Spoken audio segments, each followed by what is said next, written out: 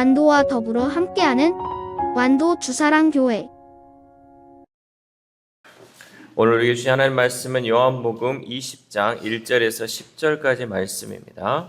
요한복음 20장 1절에서 10절, 우리 하나님 말씀 한 절씩 교독해서 읽겠습니다.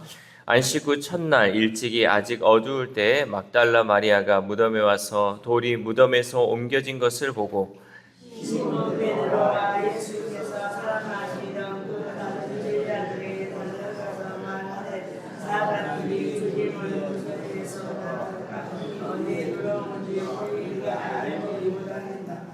베드로와 그 다른 제자가 나가서 무덤으로 갈새 둘째 날에 사람들에게서 다른 제자가 베드로보다 더 빨리 가서 먼저 무덤에 이르렀다. 구부려 세마포 놓인 것을 보았으나 들어가지는 아니하였더니 시몬 베드로가 따라와서 무덤에 들어가 보니 세마포가 또 머리를 쌌던 수건은 세마포와 함께 놓이지 않고 딴 곳에 쌌던 대로 놓여 있더라.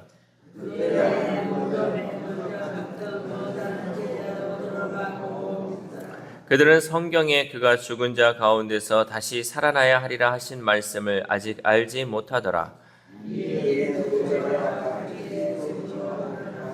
아멘. 할렐루야. 오늘도 하나님 주시는 말씀을 통하여서 오늘 하루 하나님의 은혜로 살아가는 귀한 하루 되시기를 소망합니다. 과거 성인으로 불리는 존경받는 사람들이 있었습니다. 그래서 그들의 삶은 많은 사람들에게 귀감이 되고 그들을 기리는 무덤은 사람들이 찾아가는 장소가 되었죠. 그래서 누가 어디에 묻혀 있다 그러면 그쪽에 가서 이 사람들을 보고 또 이 사람들이 그 무덤 앞에서 절을 하기도 하죠. 그러나 예수님은 다릅니다. 예수님은 무덤이 없어요. 예수님은 무덤이 없고 예수님은 부활 승천하셨기 때문에 무덤이 없다라는 거죠. 예수님은 단순한 성인이 아니라 하나님이신 줄 믿습니다. 빈 무덤은 부활의 가장 분명한 증거이며 예수님이 생명과 구원의 주님이심을 선언하고 있다는 거죠. 그래서 무덤이 비어있다. 이것은 정말 부활하신 그 주님을 증거하는 모습이라는 거죠. 아리마대 요셉은 예수님의 시신을 받아 무덤에 장사를 지냈습니다. 또한 니고데모는 시신에 넣을 향료를 가지고 예수님의 몸에 바른 후에 세마포 수의를 입히는 일을 도왔죠. 이것은 죽은 자에게 할 수 있는 거예요. 그러니까 예수님은 완벽하게 죽음을 맞이하셨어요. 그럼에도 불구하고 그 무덤이 비어있다라는 거죠. 그것은 예수님께서 확실하게 부활하셨다라는 것을 우리에게 보여주고 있습니다. 그런데 안식이 지나고 첫날에 역사가 흔들릴 놀라운 사건이 일어났습니다. 막달라 마리아는 안식일이 끝나자마자 예수님의 무덤을 찾아갔죠. 우리 1절 말씀 시작. 안식 후 첫날 일찍이 아직 어두울 때에 막달라 마리아가 무덤에 와서 돌이 무덤에서 옮겨진 것을 보고. 아멘. 아직 어두운 새벽에 무덤에 간다는 것은 두려운 일이죠. 여러분 지금 이 시간에 여러분 어디 무덤에 한번 가보라고 하세요. 갈 수 있겠습니까? 얼마나 무섭고 두렵습니까? 특별히 우리 예전에 부활절 새벽만 되면 우리 성도님들이 하얀 소복을 입고 교회를 왔어요. 그때 세상 사람들이 얼마나 놀랐는지 무슨 그냥 귀신들이 그냥 지나가는 것처럼. 저는 더 깜짝 놀란 게 새벽에 성도들이 눈썹을 안 그리고 와요. 얼마나 더 깜짝 놀라요. 이런 세상 사람들도 놀랄 일인데 그 두려움과 그 어려움 가운데 이 마리아는 새벽에 예수님의 무덤을 찾아갔다는 거죠. 왜 찾아갔습니까? 사랑하니까. 여러분 사랑하면요 두려움을 잊어버려요. 예전에 전설의 고향이나 이런 거 보면요 자기 자녀 사랑해서 자기 자녀 살리려고 무덤을 파는 그런 행위까지 있었잖아요. 그거 왜 그럽니까? 그렇게 무섭고 두려운데 그 가운데 이 두려움보다 사랑이 더 크기 때문에 그러한 일을 행할 수 있는 거예요. 마리아도 마찬가지. 예수님 너무나 사랑하기 때문에 안식 후 첫날 가장 먼저 마리아가 예수님의 무덤 앞에 나아갈 수 있었다라는 거죠. 주님을 사랑하는 사람은 어떤 상황에서도 예수님을 삶의 최우선으로 두고 자신의 시간과 열정을 기꺼이 드리는 그 헌신의 모습을 보여줄 수 있다는 거죠. 예수님의 무덤에 도착한 마리아는 돌문이 열려 있는 것을 보고 베드로와 요한에게 달려가서 이 사실을 전합니다. 우리 2절 말씀 시작. 시몬 베드로와 예수께서 사랑하시던 그 다른 제자에게 달려가서 말하되 사람들이 주님을 무덤에서 가져다가 어디 두었는지 우리가 알지 못하겠다 하니. 아멘.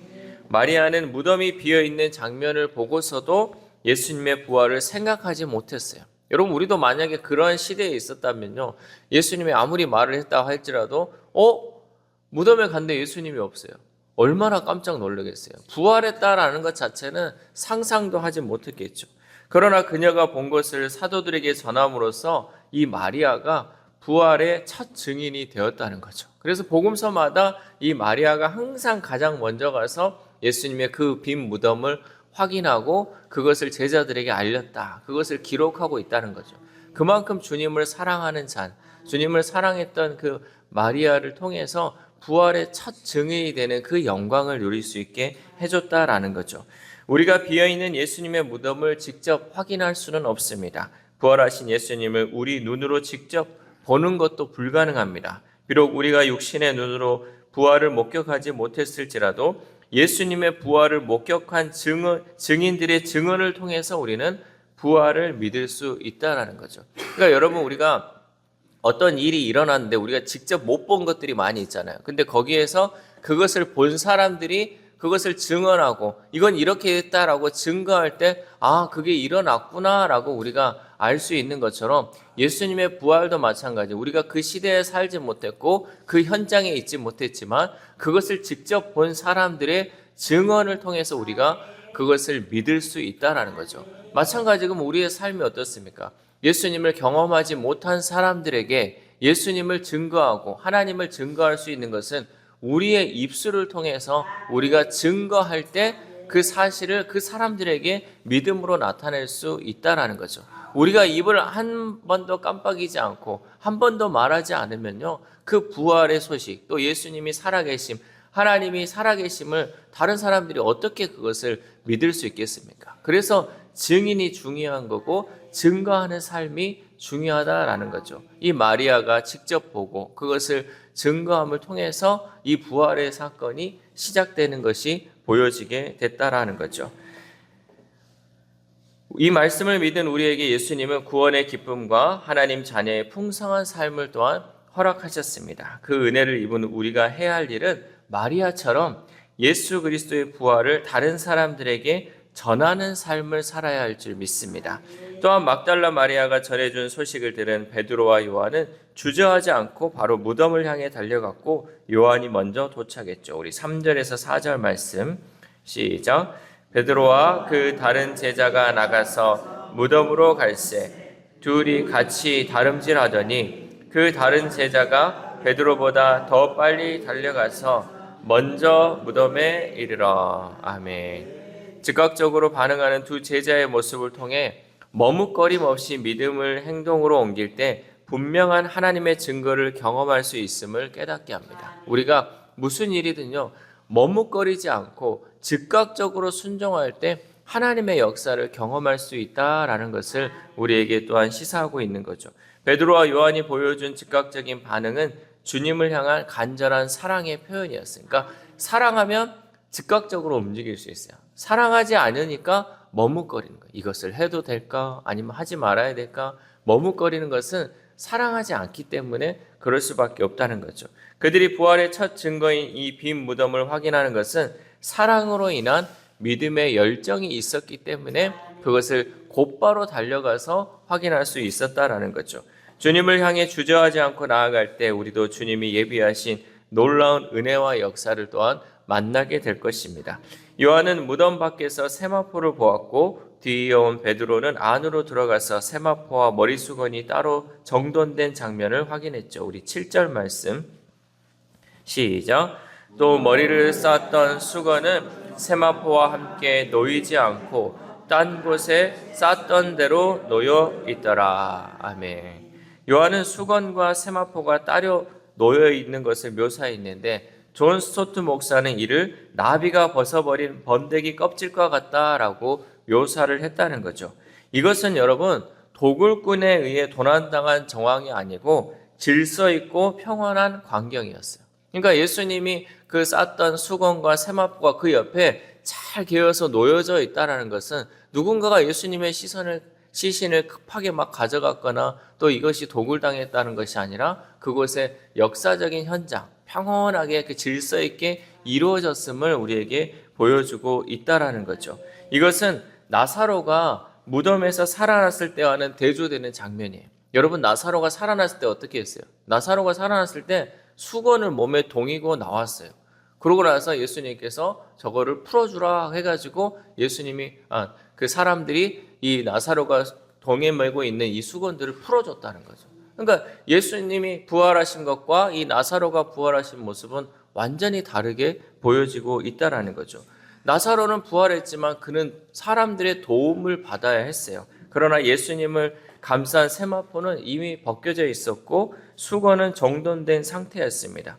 예수님은 인간의 노력이 가미되거나 요구되지 않은 완전한 부활을 성취하셨다라는 거죠. 그래서 예수님은 공생의 기간에 그 부활을 이렇게 예언하셨죠. 이 성전을 헐라 내가 사흘 동안에 일으키리라. 아멘. 이 말씀처럼 예수님의 이 약속은 부활로 성취되었는 줄 믿습니다.